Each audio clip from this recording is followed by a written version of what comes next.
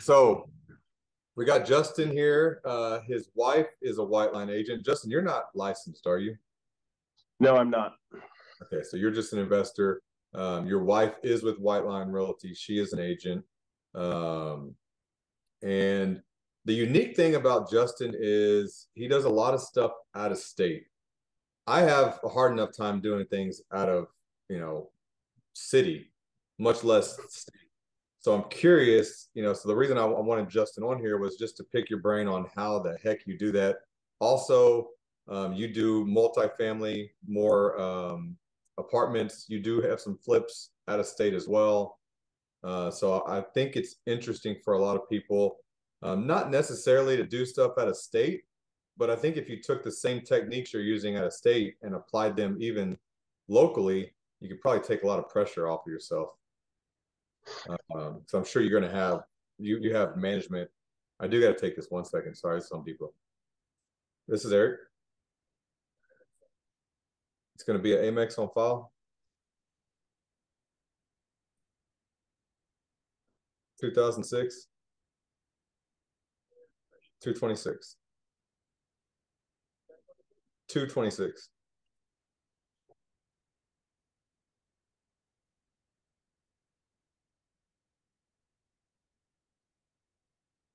Sorry. No problem. All right, thanks. All right, that was the only thing I was waiting on. I was hoping it would get here sooner. So, Sure.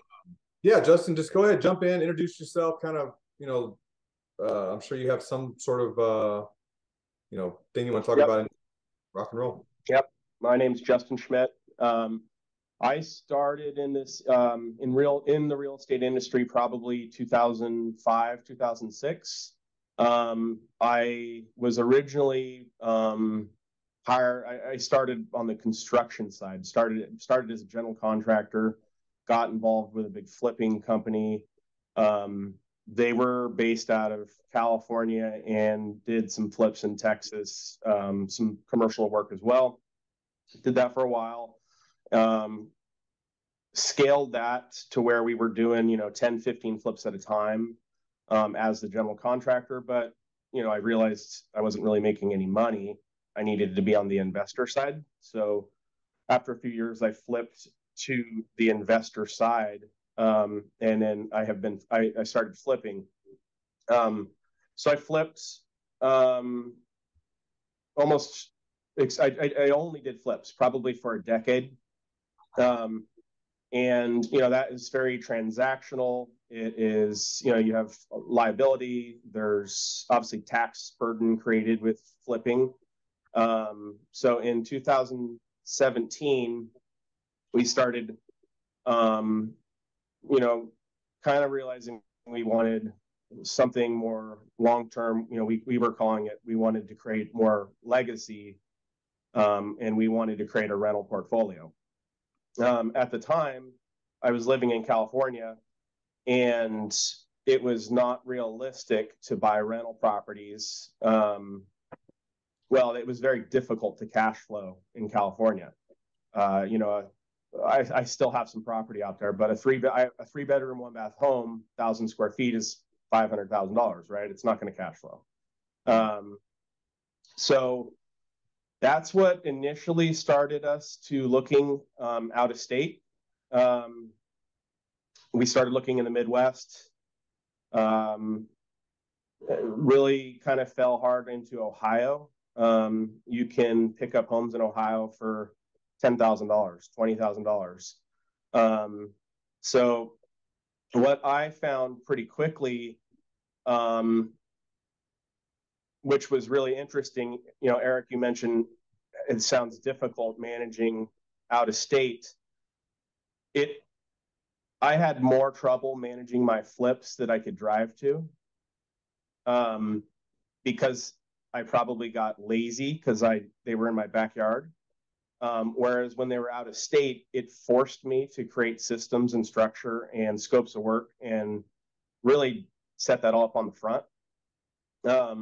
So from that perspective, we almost learned more from systems standpoint going out of state, and then we were able to implement that, of course, locally as well. But it's not easy by any means. You know, for 3 or 4 years, I've been catching planes. You know, every 30 days, I shoot out for a week at a time. Um, you know, so at this point, we, like I said, we started in 2017. Year to date, you know, we hover back and forth somewhere around 300 units between 7 states, and it's a completely mixed bag of assets: single family homes, apartment buildings, few commercial buildings, even some, you know, some short term rentals in there. You know, it's very diversified. Okay. Can I jump in and ask a couple questions? Yeah.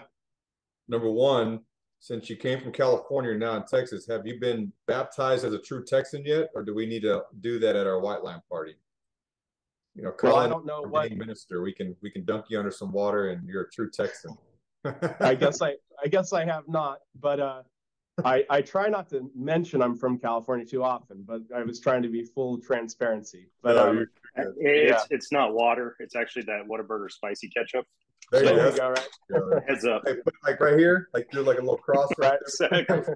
But it's Yeah. a WT, Yeah. right? Number two, 300 units, that's a lot of money. Are you using banks, or are you bringing in private lenders and doing partnerships and profit sharing and all that?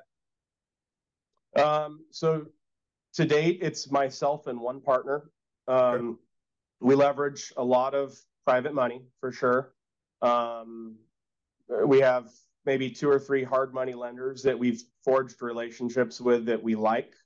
I really, really prefer ease of use when it comes to acting quickly on taking down a property, you know, so I'm certainly not interested in, you know, all the red tape and, I want fast, right? So private money, certainly. And then if it's going into, I mean, if it's a rental, we're going to renovate it, stabilize it, and then convert to long term, bank financing. Who manages all your properties? That's probably one of the unique things about it. We self manage everything from Texas, so we have a pretty small team. There's maybe 5 of us, I would say, and essentially I have to create boots on the ground, per region. So Ohio is my largest market, and I have a full-time, W-2 employee essentially, and I have an office there. So she works in that office as like a property manager. Um, Oklahoma City is I have a 70 unit there we were talking about, and with it just being a single asset. I have an on-site manager, and what I learned in Ohio was my learning market. The once you Going into a new market works if you have the boots on the ground, right? So when we bought a 27 unit in Ohio, and it came with an on-site manager, and he was hungry to take on more responsibility. So I was able to continue buying and then start, putting more on his plate, and that really helped us scale quickly, I would say, in that market, and the same for our other markets as well. But yeah, we internally manage everything. That's always the tricky part, as you start adding more stuff, that many doors. I mean, I don't have nowhere near that. I do warehouse spacing, which is a lot easier than residential. But yeah, that's a lot. Then on top of that, you throw it at a state. But I guess with apartments, you have that on-site office typically. I guess it depends on the apartment complex, but yeah, that's my hat's off to you on that. That's interesting. Yeah, and we do everything electronically, right? So applications are electronic, leases are electronic, payments are absolutely electronic. Our on-sites don't collect money by any means. We won't even allow it. They're almost our eyes and ears and door openers is kind of what we tell Yeah, I guess them. nowadays, I mean, literally you could send them an email or a text and they click a button and they pay it online nowadays, right? Yeah, I never even and thought we about kind of that. demand that. Yeah. This is, I mean, it's like my basketball gym. I'm like, you pay me through Cash App. Well, I don't have Cash App. Well, you're not really the gym. Go Yeah. get it. You Yeah. just demand it, and you start making exceptions is where you get in trouble, right?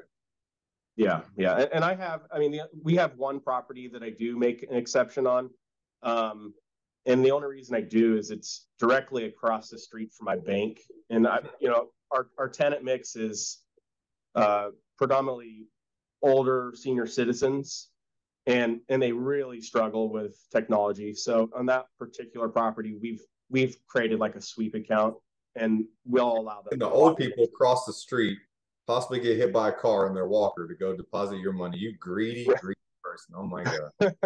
Right. Yeah. But yeah, I mean that's it in a nutshell. We're still, I think, moving forward for us, we kind of think our sweet spot is smaller multifamily, probably 8 units to 30 units. Those seem pretty easy to manage, easy to take out financing is pretty easy. Um, and the cash flow is we're pretty content with the cash flow in those scenarios. So I think that's probably what we'll continue to look for moving forward. So that brings that's my next question. Like if I'm looking more than one or two cities, I kind of get overwhelmed. Like there's so many properties, there's so many things, like trying to go and look at them all, like you can almost just run yourself ragged, analyzing properties. It's just like analysis paralysis. Um, so how are you finding your properties? And then what makes you decide to pull the trigger? Like what's your rate of return, or like are you looking for something that you can do a value add, or talk a little bit about that? Like that's probably what people want to hear is like how are you finding them, and what makes you decide that that's the property you want? Okay, so I used to do a lot of direct mail. Yeah. I used to do, I mean, not necessarily. I mean, I've heard of some people spending $50,000 a month on direct mail. We used to do maybe 10,000 a month. I was really, really specific. I wanted every single envelope handwritten. So I would literally pay my older children to help handwrite envelopes, and like, what high school age kids can I help handwrite envelopes? Um, the the data on where you're sending those, I think, is extremely important. So I got um, pretty detailed and specific on my filters on where I was sending those. I did that for quite a few years, and then as we started getting into these markets and had a presence, obviously the broker relationship started to come into play. Let me Ohio as the example. We have it's a smaller. We're outside of Columbus, and our main area is called a suburb of Columbus. It's 10,000 population, so it's a pretty captive audience.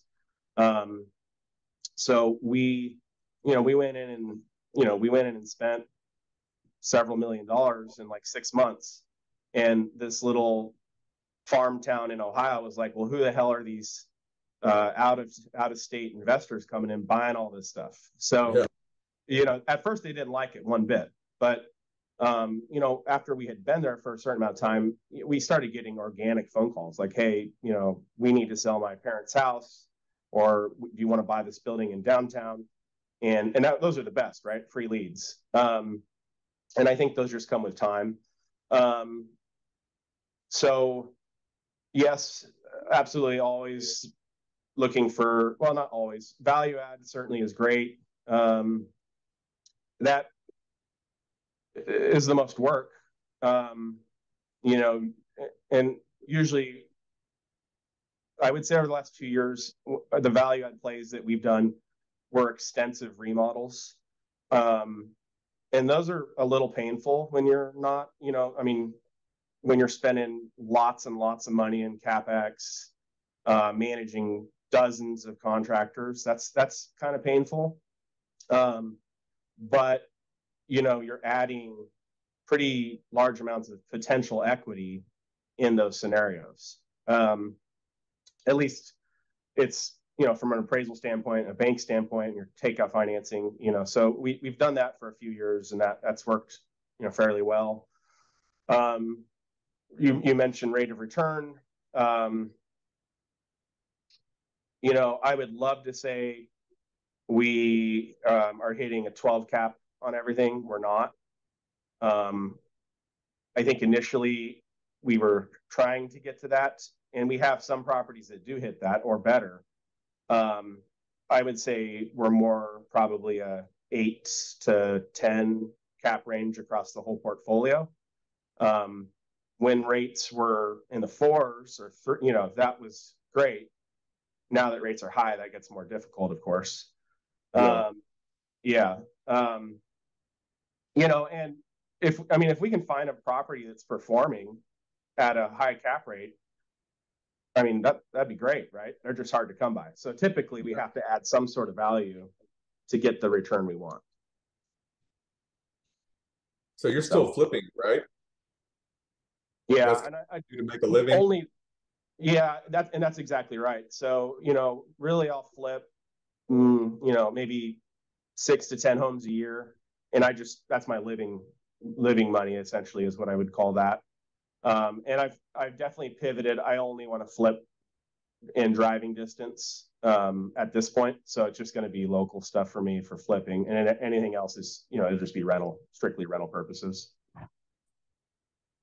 So like New Braunfels, San Antonio, places like that, you're messing with. Yeah, I've got 2 going in New Braunfels right now. So are you focusing on high-end flips, medium flips? Doesn't matter, just whatever? I would say, the 2 I have right now, I picked up for 2.25 a piece, and the exit will be, one of them will be 450, 500, and the other one is larger, maybe 600. That's what the data shows me, but this market's pretty hard to gauge. It's crazy right now. I'm wanting to buy, but I'm also scared to buy. Anything that's not like my typical owner finance type deal, any sort of like middle to high end flip. I just kind of been just sitting on my hands.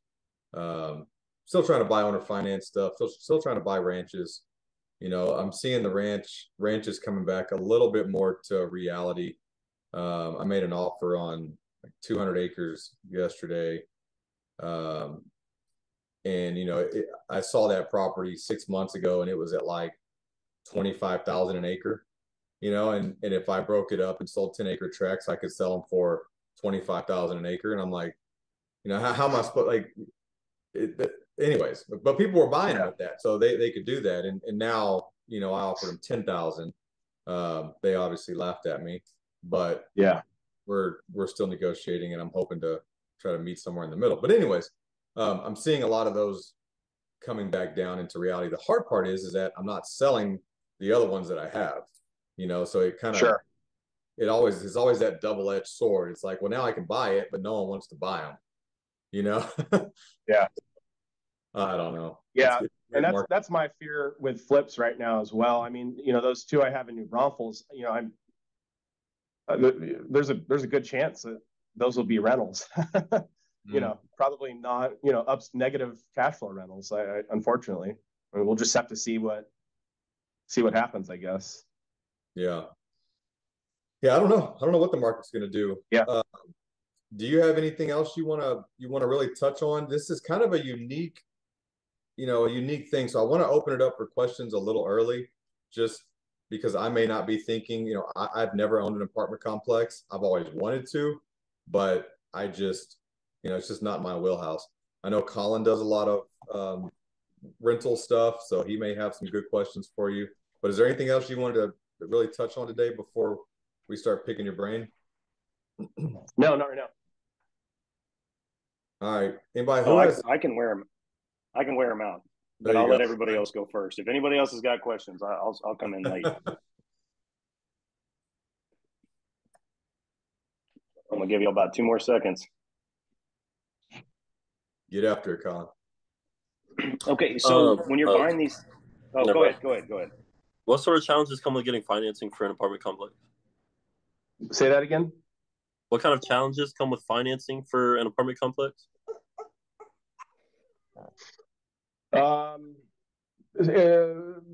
So apartment financing is going to be commercial bank loans. So you're going to have your annual requirements, liquidity requirements, and the bank is going to want financial statements every year. So as you're growing your portfolio, your liquidity requirements obviously are growing alongside that. So at the level we're at, that's something that kind of can be stressful. So that's one thing. And in the commercial lending world, there's a lot of carve outs in the loan. They can call the note due for a number of reasons. We walked away from a loan at the closing table. I flew to Ohio. This was a new banking relationship, and they didn't produce closing documents till like the closing table. And we kept asking, we need to review beforehand. I flew out there, met the bank president, and I'm reviewing these loan docs. And I mean, it was all bad. I mean, if they felt that they didn't like the shirt we were wearing, nope, they could call the note due. I mean, so I think that's a big concern. Even like with the current state of the economy or prices declining, there's carve outs in some of our loans that state if they feel the asset has dropped in value, same thing, they can call the note due. So I would say that's probably one of the larger concerns, maybe challenges. Obtaining a commercial loan is not really difficult. I would almost say it is potentially easier than even a typical consumer loan, because they're looking at the asset and the cash flow instead of they're obviously going to underwrite you as an individual or a sponsor, but it's very much dependent on the individual building and asset. Yeah, I agree. I do a lot of commercial loans. I'd say almost everything I do, even down to car loans and stuff, everything I run through commercially. And once you build the relationship, it's basically a phone call. Hey, this is what I want. And, they check to make sure you have updated financials, and, you move on down the road. That new complex that I'm doing in McQueenie, I mean, it was almost $1 million. And I mean, it was literally a phone call and an email, it was done. But in the background, you're constantly updating financials. There's a lot more going on than just filling out a one-page application, for a consumer loan. And then they have to take it to the board, et cetera. So I would say definitely, if you're going to get into commercial stuff down the road, Tanner, start building a relationship with a bank.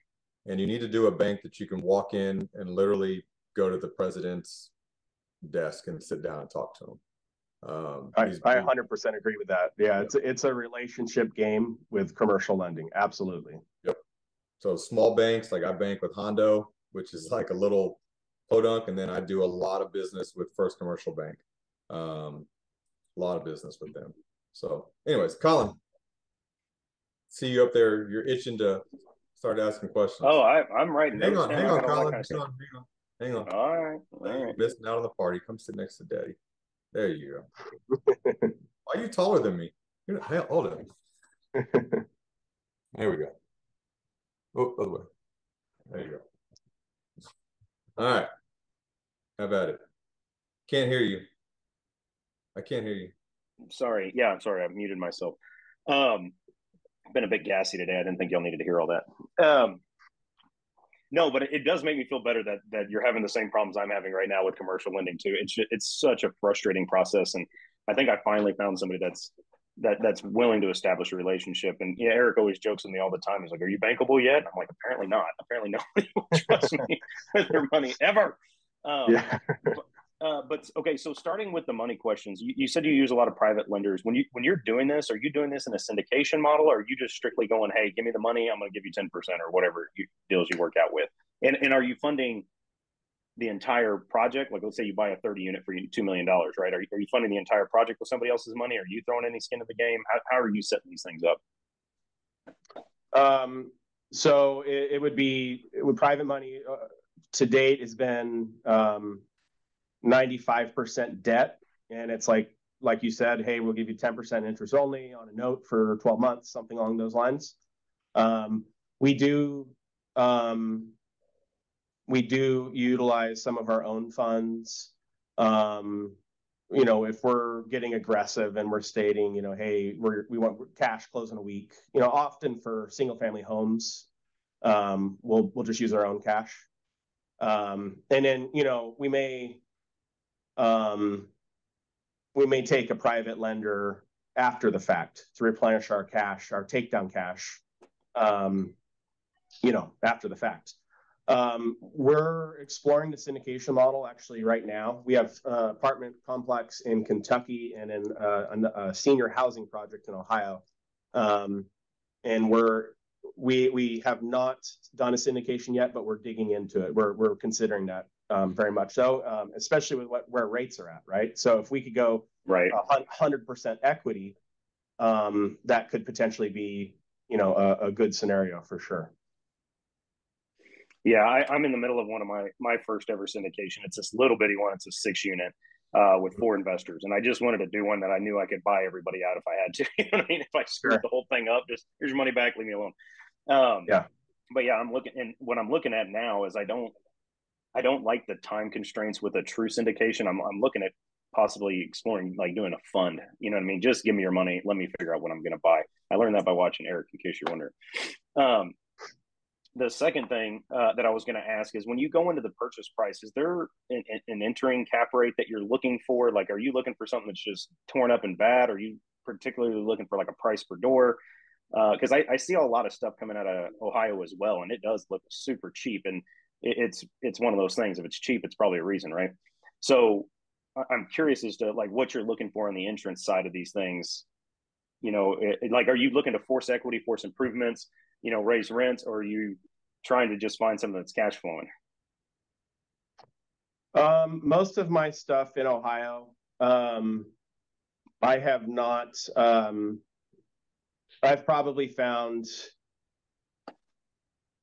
3 or 4, cash flowing day one properties, which are great. Like I said, I just, typically if it's cash flowing and needs no work, it's going on market and it's a 5 or 6 cap, and it just doesn't make sense for us. So most of what we're finding is going to be, a deferred, value add scenario where we can drive, we're going to be doing that renovation and creating, good equity in that scenario. And then when we go to, place tenants, we're now we've been there for years, we're doing the annual rent increases, right? So really each year our cap rate is improving. I don't think we haven't picked up too many properties that are already tenanted and we can do rent increases to raise cap, if that makes any sense. It's mostly value add. Yeah. So it's value add. And do you also attempt to increase any revenue streams, like, adding laundry or whatever it is? Sure. Coin operated laundry. I had a downtown building, storefront on the main level, 2 apartments up top, and a 2,000 square foot basement with 10-foot ceilings with windows. And we turned it into a bar and leased it as a bar. And that bar income was the profit. That's 100% pure cash flow. So, yeah, absolutely. We're always looking for, other alternative cash flow scenarios. The Kentucky multifamily, that's a 170-year-old 4-story 23 unit, and similar scenario. It has a basement that has a private entrance off the street, and it's a downtown location. There's no laundry facilities in the area. So we're going to, the building needs laundry for the residents. We're going to build a laundry facility there, and we might as well make it open to the public and capture what capture what we can from there. We don't really want to run it, but there's third-party operators that will place their equipment and profit share, whatever revenue is created. Yeah, Coinomatic or whatever. Yeah, I've seen those guys doing it too, and it'd be nice not to have to even worry about it just to get the check. Yeah. I'm not flying to Kentucky to pick up quarters. So. Oh, come on. Ride your horse around Kentucky with quarters. Yeah, I can't believe you bought multiple properties in Ohio. I've been to Ohio, and that's and I've been there in the winter. No, thank you. Winter's like 12 months out of the year there, or 11 months. Yeah. So when we were cold, 3-4 weeks ago, it was Christmas. It was rough. It was -30 with the wind chill, and I probably had. It's cold up there, man. Yeah, I probably had 20 emergency work orders for frozen water lines, furnaces. I mean, the winters are tough, no doubt about it. Why don't you start buying down in Mexico and stuff like that, where it's nice? I've been looking in Costa Rica and different of those kind of countries, but God, if you're not a national, they don't want foreign money in there. It's tough. So, and my next question is, so your primary objective is to hold all of these things as long as you possibly can, right? Refinance out, pay everybody what you got to pay them, just basically burning on a large scale, correct? Yeah, our goal was to get to 1,000 units. Ride it for 10 years, and then probably exit. The cash flow on 1,000 units is pretty significant. So it would well surpass. We could essentially buy a property or two a month off of just the net cash flow, free and clear. That's kind of a neat place to be. I mean, that's a money printing machine, essentially. Yeah. And again, that's best case scenario. Everything works out perfectly. The world doesn't end. But that was our intent and kind of goal in mind. And then, and again, just go ahead and work it for 10 years, and then list everything and exit, and then sail off. Into the sunset, essentially. Yeah. And are you looking for a particular cash flow per door, or is it just mostly the cap rate you're looking at? Are you allowing, like this one to kind of be a little bit weak, but you like the fact that it's appreciating crazy, and then maybe this one's cash flowing $700 a door? What's your primary objective? Or because I kind of feel like I'm a little promiscuous when it comes to that. I don't really have a set, like, hey, I want this. It's like, hey, if this cash flow is $5 and it's in a part of town that I really like, sure. then I'll jump on it. Yeah. So you're kind of working the same way, just whatever. Yeah. I mean, I guess that would be the cash flow versus appreciation, difference, right? So, I do measure if I think a property is worth buying off of cap rate. So, if I'm going to buy it, I'm certainly running it through a cap rate calculator to make sure that I think it'll, hit the projections I want. But, yes, we have definitely bought in properties that I think are strategic, location wise. My small town in Ohio, because it's such a small, that town of 10,000, I've even bought in a few there almost as, call it power moves, like, I started buying up almost whole streets, in the downtown area, just trying to take, position myself correctly. I can't wait to see Schmidt, Ohio. Yeah, right. I'm just going to incorporate the entire town. This is my town now. Yeah. Schmidt beer, Schmidt laundry. There you go. Right. And the appreciation. I mean, there's certainly something to be said for just that appreciation play, or you're creating equity and even flipping apartment buildings, right? I mean, there's huge value in that for sure. So I don't think there's any wrong way to do this. Well, there's lots of wrong ways to do it, but there's. I was going to say I Yeah. can tell you some wrong ways to do it. No, there is, but I mean, there's many right ways, and one strategy is not going to necessarily work for everybody. Correct. So when you're doing these out of town ones, because like one of the things, like I still to this day have a really hard time calculating CAC rate because I call it a two variable equation, right? It's like X plus Y equals 7. And it's like, well, what's X and what's Y, right? It's kind of a tricky thing to calculate, especially if you're out of town. I mean, how do you find that market data? I mean, are you just buddying up with the best broker? Are you trying to get out there and learn the market data? How are you pulling that information to help you find, tentative valuations, rental rates, vacancy rates, all that kind of stuff? Well, I mean, it probably helps. I have historical data on some of my markets I've been in for a few years. So, I obviously know what rental rates are going to be in, some of my longer markets I've been in. You can search, I can't think of the specific website, but you can find data online, vacancy rates. Obviously it's relatively easy to do, your own rental surveys, stuff like that. So if I was going to enter a new market, I would probably be doing an internal rental survey. I'd be hitting Zillow, Facebook Marketplace, apartments.com, within, proximity to the potential asset. And then, again, searching vacancy rate, expenses. Because I self-manage, I keep my expenses fairly low. There's some operators that are running really quite high, 40, 50% or more. We average around 36% across all our properties. So I just factor that on everything. That's what I know my average is. And then I just plug it into a calculator and it usually spits out, where I'm going to be. So yeah, I got you. And topically, I've got a flip in New Braunfels as well right now that's scaring the hell out of me with all these interest rates because it is going to be kind of higher end. I was going to try and sell it for close to 5, and I don't think I'm going to get anywhere near that. So I kind of feel your trepidation on that. It's a little bit nerve-wracking. Yeah. Well, the comps, at least where mine are at, the comps are, I shouldn't say the comps.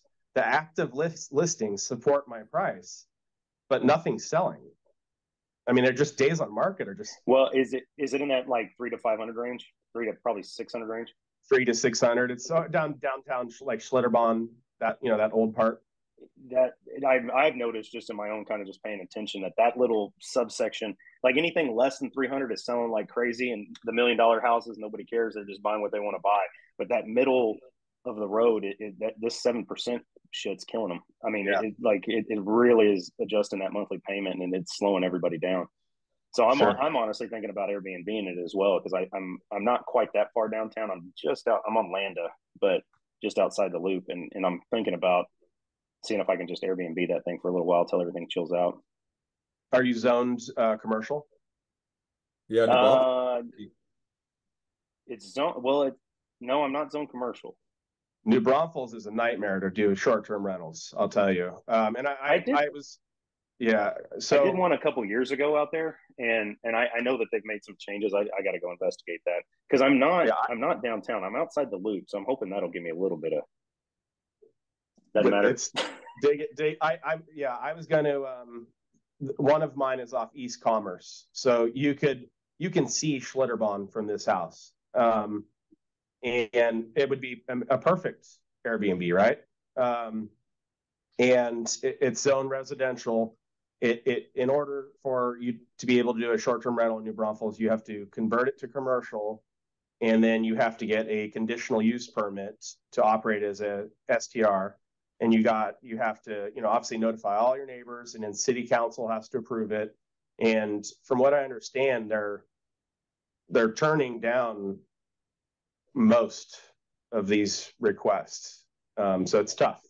And I get it because because of Schlitterbahn, people were going in there and turning neighborhoods into just freaking, rental cesspools. Hotels. Hotels. And I mean, if you go and buy a $400,000 house on this quiet street, and the next thing you know, you've got 100 cars parked all over the place, and they're there to get drunk and go tubing. I understand. Like, I'm usually the guy that's like, that's stupid, but that one, I get. Like, I get it. Like that, I understand. Yeah. Well, it sucks for me though, because I'm with you. It's either going to be a negative cash flow rental or it's going to be sitting there vacant for God knows how long. Yeah. Or I might furnish it and do like a midterm rental, because if we get over that 30 days, you know what I mean. See if I can find some nurses or somebody. I would say explore that. I just did that. I was experimenting with that as well. We just set up 3 Airbnbs, and they were 1-bedroom apartment units. And unfurnished, I was getting $1,000 a month per unit, and furnished, I just wanted to see what I could get. I listed it for $1,800 a month. All the traditional places, and I'm getting quite a bit of interest, so I mean that was worth it for me to furnish it, get another $800 a month out of it. I think that midterm rentals could be a good place to look. Yeah, I'm gonna need some help because I'm no Chip Gaines. I'm gonna screw that up and have to, me. I mean, like, we're wrapping this couch in plastic, and we're, it's like we're not leaving the tags on everything. What I did is I called a bunch of home stagers and asked if they had any furniture they wanted to sell. And I had a stager. She staged the whole thing for me and sold me all her furniture she wanted to get rid of. That right there was worth the price of admission, ladies and gentlemen. That was a good one. I like that. That's smart. Yeah, just something that's probably a little dated, that they're tired of moving, or they nicked too many moving in and out of houses or whatever. But it still looks like nice stuff. Exactly. Yeah. Exactly. But I know those home stagers are usually really OCD, and they're just like, it's gotta be perfect. Yeah. Interesting. Yeah, I like that. And I think I like the fact that when I lean back a little bit and cross my arms, I look like a genie floating. I look like, but then I get nervous that I'm so pigmentally challenged that it thinks I'm white like my desk. I get 3 wishes. Watch this, Colin. Ready? Yeah, but the first 2 don't count. Watch, Colin. Speaking of genie, abracadabra. There you go.